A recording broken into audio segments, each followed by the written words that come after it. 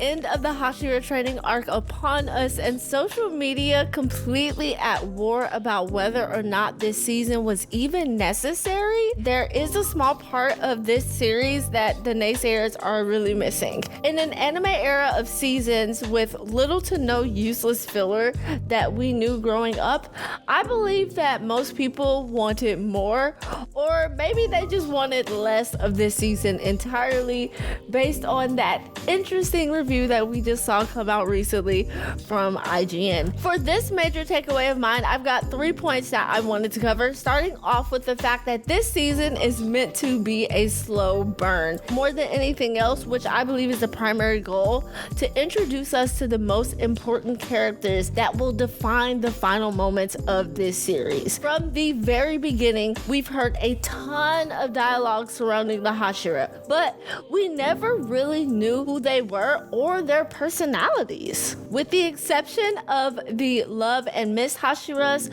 which we were introduced to obviously in the Swordsmith Village arc, I personally did not know much at all about Himejima, Shinazugawa, Iguro, and Giyu. In total honesty, it was really important for us to see Tanjiro and the gang around these other main characters, learning about them and just hearing about their dynamic experiences. Growing up, we used to get these dynamic backstories from all the characters.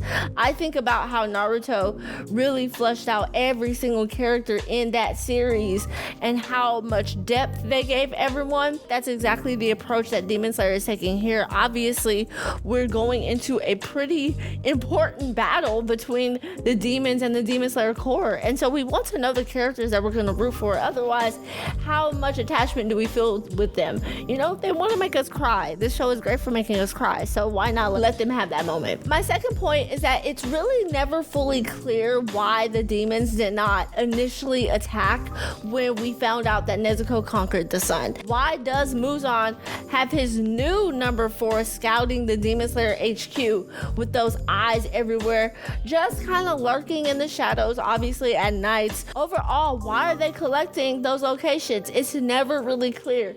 Does Master Muzan have a map of everywhere?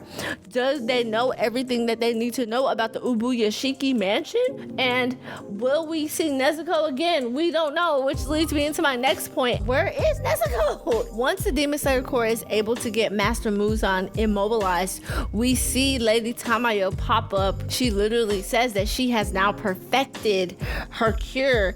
鬼を人間に戻す薬ですよ。そんなものができるはずは。完成したのですよ。 Does that mean that Nezuko has also been transformed back?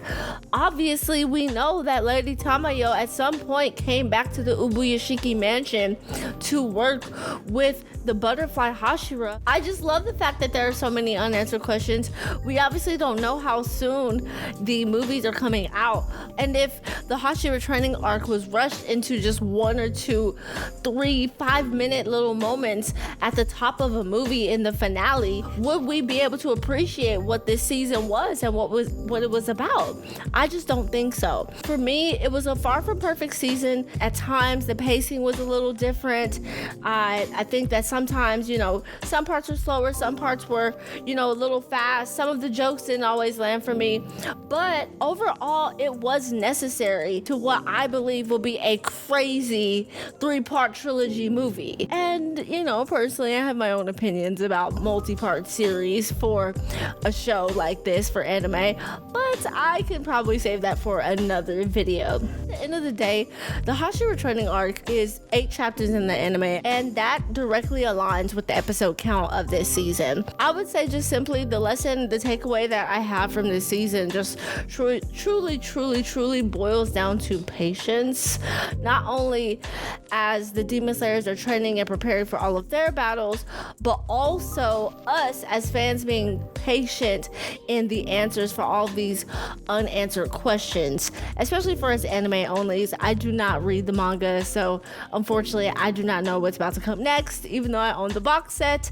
But yeah, all in all, to me, I don't know what everyone was expecting, and that's pretty much gonna do it for my take. Y'all, hey, if you did enjoy this video, if you have any comments or thoughts, leave those below in the comment section. I would love to talk back and hear what you thought about this season of Demon Slayer, as I personally really enjoyed it. And hey, if you did enjoy it, consider subscribing so you don't miss a future Blurred Bay Thursday. And listen, check out my other videos on this channel, and I'll see you in the next one. Bye guys.